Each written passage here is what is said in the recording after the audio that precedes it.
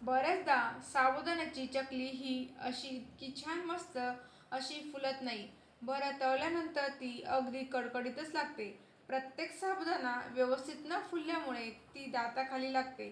पण ही साबुदाण्याची चकली बघा, प्रत्येक यामधील साबुदाणा मस्त असा फुललेला आहे. आणि ही तळल्याच्या अगोदरची चकली बघा आणि तळल्यानंतरची चकली बघा, दोन्ही रिझल्ट तुमच्या समोरच आहेत. आता मी तुम्हाला ही चकली तोडून सुद्धा दाखवते. कारण कधी कधी काय होतं, चकली अशी छान तुटते आणि खुसखुशीत सुद्धा होते, पण साबुदाणा असतो ना, तो कडकडतच राहतो. पण त्याच करता हे बघा, ह्या चकलीचा सहज हाताने चुरा होतोय.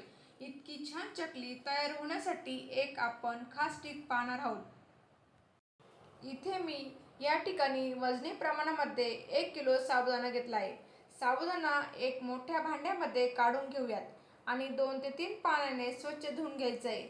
स्वच्छ धुवून घेतल्यानंतर त्यामधलं सर्व पाणी आपण काढून घेतल्यानंतर त्यात आपण साबुदाणा भिजवण्यासाठी पाणी घालून घेऊयात आणि रात्रभरासाठी आपल्याला साबुदाणा भिजत ठेवायचा आहे. आपण खिचडी बनवण्यासाठी ज्याप्रमाणे साबुदाणा भिजत घालतो त्याच पद्धतीने भिजत घातला होता. साबुदाणा तुम्ही 5 ते 6 तासासाठी भिजत घातला ना तरीही चालेल. मी रात्रभरासाठी भिजत घातला होता. त्याने काय होतं, साबुदाणा मऊसूत भिजला जातो.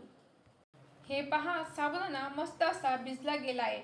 अगदी मोत्याच्या दाण्यांसारखा मोकळा आणि सुटसुटीत भिजला गेला आहे. हाताने मोकळा करून घेऊ. असं मोठं पातेलं ठेवायचं. त्यामध्ये आपल्याला 1 तांब्या पाणी टाकायचं आहे. ग्लासनी म्हणाल तर आपल्याला 2 ग्लास पाणी घ्यायचं आहे.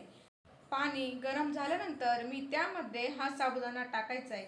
येथे मी 1 किलो साबुदाण्यासाठी 1 तांब्या पाणी वापरलं आहे.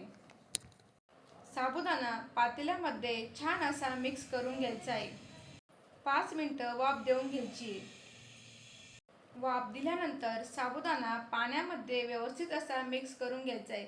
साबुदाणा मला थोडासा घट्टसर वाटतो, त्यामुळे यात मी अर्धा ग्लास पाणी घालून घेतलं आहे. वाफ देईपर्यंत इथे मी बटाटे सोलून घेते. यासाठी आपण 2 किलो बटाटे घेतले होते. मी येथे सर्व बटाटे सोलून घेत आहे. बटाटे आपण किसणीने किसून घेऊयात. जर तुम्हाला किसणीने किसायचे नसेल तर तुम्ही पुरणाच्या चाळणीने पण किसून घेऊ शकता. इथे माझा संपूर्ण बटाट्यांचा किस करून झालेला आहे. किसणीने किसलं तर चकली तयार करताना सोऱ्यामध्ये अडकत नाही. आपली चकली छान अशी तयार होते, मध्येच तुकडा पडत नाही. तर आपल्याला चकलीसाठी लाल पावडर तयार करायची आहे. इथे मी 6-7 लाल मिरच्या घेतल्या आहेत. भांड्यामध्ये टाकून अशी बारीक दळून घ्यायची आहे. त्यासोबत मी 1 चमचा मीठ पण घेतलेलं आहे. साबुदाण्यावरचं झाकण काढून घेऊ. हा साबुदाणा आपल्याला छान असा हलवून घ्यायचा आहे. साबुदाणा आपल्याला मंद आचेवरती 10 ते 15 मिनिटं वाफ देऊन शिजवून घ्यायचा आहे. साबुदाणा असा ट्रान्सपरंट दिसायला लागला की आपल्याला बारीक केलेली मिरची पावडर त्यामध्ये घालायची आहे. इथे मी चवीप्रमाणे 1-1.5 चमचा मीठ आणि 1 चमचा मिरची पावडर घातली आहे. तुम्ही तिखटचं प्रमाण तुमच्या आवडीनुसार कमी जास्त करू शकतात.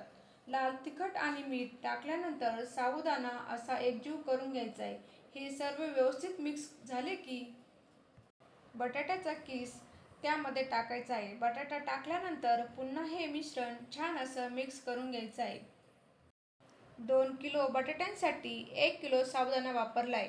तुम्हाला जर जास्त प्रमाणामध्ये चकली बनवायची असेल तर जितके तुम्ही बटाटे घ्याल तितक्याच निम्मा आपल्याला साबुदाणा वापरायचा आहे. म्हणजे तुमची चकली एकदम खुसखुशीत आणि खूप खमंग होईल, याची मला खात्री आहे. आता गॅस बंद करायचा आहे. आपल्याला चकलीचं पीठ रेडी झालं आहे. थोडंसं खाऊन बघा. त्यात मिठाचं प्रमाण कमी वाटलं तर मीठ टाकू शकता. तुम्ही बघू शकता, जे चकलीचे मिश्रण तयार केलं आहे ते जास्त घट्ट पण दिसत नाही आणि जास्त पातळही दिसत नाही. अगदी एकदम परफेक्ट तयार झालं आहे. असंच आपल्याला चकलीचं पीठ तयार करायचं आहे. इथे मी सोऱ्या घेतला आहे. सोऱ्याला आतमधून थोडंसं तेलाचा हात लावून घ्यायचा आहे, म्हणजे चकलीचं पीठ सोऱ्याला खूप जास्त चिटकत नाही. यामध्ये आपल्याला पीठ टाकून बघायचं. नंतर पीठ खूप जास्त घट्ट झालं की आपल्याला जास्त जो द्यावा लागतो. सोऱ्या अगदी हलक्या हाताने दाबला तर चकली अगदी पटकन करता आली पाहिजे. खूप जोर दाबून सोऱ्या आपल्याला दाबायला लागला नाही पाहिजे. तर तुम्ही बघू शकता खूप सोपं जाते चकली बनवायला. कारण आपण साबुदाणा आणि बटाट्याचं प्रमाण त्याचबरोबर पाण्याचं प्रमाणही अगदी अचूक घेतलंय. चकली तयार करताना 3 वेळे घ्यायची, जास्त नाही घ्यायची, नाहीतर चकली तळताना मध्ये कच्ची राहण्याची शक्यता असते. चकली करताना त्यामध्ये थोडंसं अंतर ठेवायचं म्हणजे त्या एकमेकांना चिटकणार नाही. येथे मी टेरेसवर ह्या कपड्यावरच चकल्या करून घेणार आहे. तुमच्याकडे प्लास्टिकचा कागद असेल तर तो वापरला तरीही चालेल. या पद्धतीने तुम्ही ही चकली घालून घेऊ शकता. अगदी सहज ही चकली पडली जाते कारण आपण व्यवस्थित साबुदाणा आणि बटाटा एकजीव करून घेतला होता.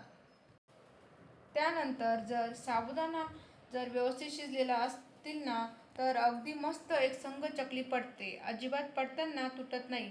जर साबुदाणा शिजलेला नसेल तर चकली पडताना तुटते. 2 दिवस उन्हामध्ये वाळवून घेऊ शकता. तुम्ही जर घरामध्ये किंवा बाल्कनीमध्ये वाळवणार असाल तर 3 ते 4 दिवस वाळवून घ्या. वर्षभरासाठी वापरायचा असतात त्यामुळे वाळवणीचा पदार्थ उन्हामध्येच छान वाळवून घ्या. अशा प्रकारे वाळवून घेतल्यानंतर 1-2 वर्ष आरामात टिकतात.